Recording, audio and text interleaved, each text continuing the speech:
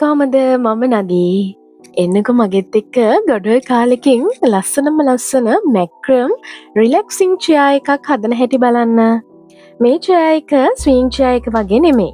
මේක අපිට බිම තියලා යූස් කරන්න හදන චෙයා එකක්. මේ ඕඩර් එක දුන්නේ පිට රටක ඉන්න අම්ම කෙනෙක් එයාගේ ප්‍රෙග්නන්ට් දුවට සුව පහසුවට වාඩි වෙලා ඉන්න පුළුවන් විදිහට චෙයා එකක් ඕනේ කියලා තමයි කිව්වේ. ඉතින් අපි මේ චෙයා එක තනි චෙයා එකක් විදිහට නෙමෙයි ගියේ. චෙයාස් දෙකක් පුංචි ස්ටූල් එකකුත් එක්ක තමයි අපි මේක ගොතලා හදලා ඉවර කරලා තියෙන්නේ. මේ තියෙන්නේ මම පුටුව ගොතන විදිහ. මුලින්ම මම පැටර්න් එකක් හොයාගෙන නෑ. මුලින්ම මම කළේ චෙයා එක මම හදාගෙන ආවා. හදාගෙන ඇවිල්ලා ඊට පස්සේ සම්පූර්ණ ෆ්‍රේම් එකම කෝඩ්ස් වලින් ඔතලා ඊට පස්සේ තමයි මම ගොතන්න පටන් ගත්තේ. ඊට පස්සේ ලස්සන පැටර්න් එකක් හොයලා මෙන්න මේ විදිහට ඉතින් වේගෙන් ගොතාගෙන ගියා. මම මුලින් දාපු පැටර්න් එක මම ටිකක් ගොතාගෙන ගිහිල්ලා වෙනස් කළා. මොකද ඒක නිකන් ගැලපෙන්නේ නෑ වගේ කියලා හිතුන නිසා. ඔයාලට ෆයිනල් ලුක් එකේදී බලා ගන්න පුළුවන් මොන වගේ චෙයා එකක්ද මම ගොතලා සම්පූර්ණ ඉවර කරලා තියෙන්නේ කියලා. ඔන්න ඔය විදිහට තමයි ගෙතුම ඉවර කරේ. මේකේ රවුන්ඩ් ෆ්‍රේම් එක තියෙන ඇලුමිනියම් වලින් හදලා ඒකේ නූල ගෙතුම යන්නේ. එතකොට කකුල් තියෙන්නේ යකඩ වලින් හදලා.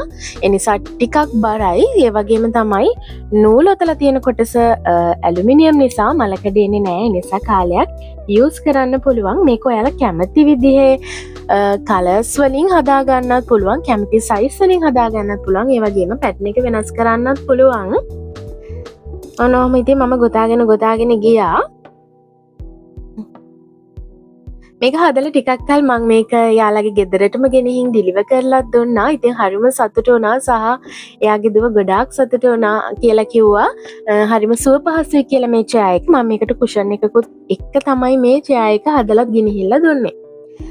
ඒ වගේම තමයි මේ චෙයා එකට යූස් කරන කෝඩ් එක ගැන විශේෂයෙන් කියන්න ඕනේ. මේක වොෂ් කරන්න පුළුවන් විදිහේ කෝඩ් එකක්. ඒ වගේම නෝමල් කෝඩ් එකට වඩා ටිකක් ශක්තිමත්. ඒ නිසා ඕනම බර කෙනෙකුට මේ වගේ එකක වාඩි වෙන්න පුළුවන් කිසිම බයක් නැතුව. ගොඩක් අයට තියෙන ප්‍රශ්නේ බර වැඩි වුණොත් වාඩි වෙන්න පුළුවන්ද, කැඩෙයිද, සේෆ්ටි අතින් හොඳයිද කියන එකනේ. ස්විං චෙයාස් වගේම මේ චෙයාස් උත් හදන කෝඩ් එක හොඳ හයිය කෝඩ් එකක්. ඒ කෝඩ් එක යූස් කරලා තමයි මම හැම චෙයා එකක්ම හදන්නේ. ඉතින් ඒ නිසා ශක්තිය ගැන 100%ක්ම මම වගේ කියනවා.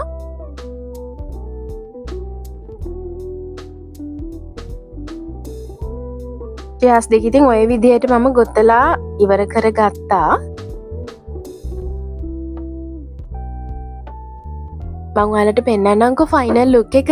මේක කොහොමද අන්තිමටම කුෂන් එකේ එහෙම දැම්මට පස්සේ ඉවරුනේ කියලා.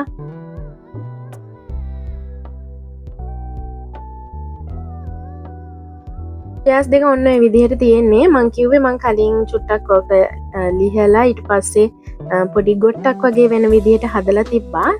ඒ ඔයාලා දැක්කේ මේ මම ස්ටූල් එක ගොතන විදිහ. ඒක නම් පොඩි ඩිසයින් එකක් දැම්ම ස්ටූල් එක ඇලුමිනියම් වලින්මයි තනිකරම හැදුවේ. හදලා එකක් පොඩි ගෙතුමක් දාලා ඊට පස්සේ ඒක උඩින් ග්ලාස් එකක් දාලා තමයි ඒක ෆිනිෂ් කරගත්තේ. මේ මම කුෂන් එක මහ ගන්නයි යන්නේ.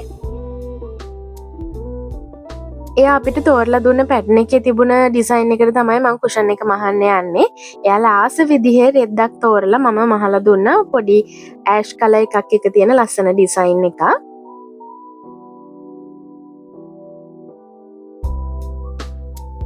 මුලින්ම මේ විදිහට රෙද්ද කපාගෙන ඊට පස්සේ මම ඇතුළට වෙනම අමු රෙද්දෙන් ලේයර් එකකුත් දාලා තියෙන ඩබල් ලේයර් කරලා තියෙන්නේ. හේතුව කුෂන් එක හොඳ හයියට තියෙන්න ඕනේනේ. අන්න ඒ නිසා අමු රෙද්ද ඩබල් ලේයර් කරලා ඒක උඩින් කුෂන් එකට එන නෝමල් රෙද්දක් දාලා තමයි මම මේක මහන්නේ.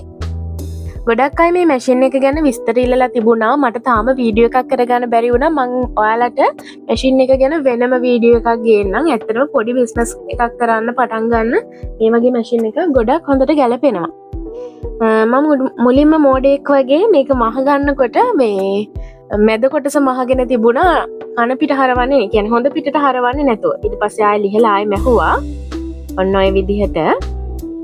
ඊට පස්සේ තමයි මේ විදිහට පැඩින් පුරවමින් ඩිසයින් එක මහගත්තේ මේක මැද කොටසට පොඩි රවුමක් එන විදිහට එහෙම තමයි මම මේක හදාගත්තේ. ඔයාලට මම පෙන්නන්නම් කුෂන් එක කොහොමද ආවේ කියලා. ඔය තියෙන එකක් කුෂන් එකක් මහලි ඉවරයි. මේක නිකන් හරියටම අර බබාලා තියෙන බෙඩ් එකක් වගේ නැත්නම් ඩොග්ස්ලාට හදන ඩොග් බෙඩ් එක තියෙන්නේ. අන්න ඒ වගේ ලුක් එකක් තමයි ඇත්තටම තියෙන්නේ. මේ විදිහට නූලකින් මැද කොටස මහගෙන පොඩි ඩිසයින් එකකුත් දාගත්තා.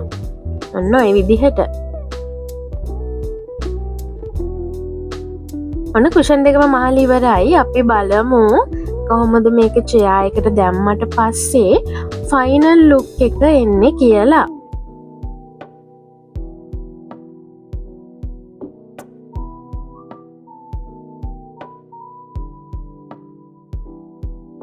මේ තියෙන්නේ චෙයා එක. ඔන්න ඔය විදිහට කුෂන් එක තියලා තමයි තියෙන්නේ. මම ඔයාලට ෆොටෝස් අන්තිමට දාන්නම්. එතකොට පැහැදිලිව ඔයාලට පෙනේ ඩිසයින් එක මොන වගේද කියලා. ඉතින් මේ වගේ වින්ඩෝ එකක් අයිනක බැල්කනි එකකට මේ ඩිසයින් එක මාරම ලස්සනට ගැලපෙනවා. ඔන්න ඔය විදිහට තමයි ෆයිනල් ලුක් එක ආවේ. පොතක් කියවන තැනකට, ඒ වගේම රූම් එකට, කපල් එකකට ලස්සනට ගැලපෙන්න මේ වගේ ඩිසයින් එකක් ඔයාලටත් ගන්න පුළුවන්. ඉතින් ඔයාලත් කැමති නම් මට අනිවාර්යෙන් මැසේජ් එකක් දාන්න.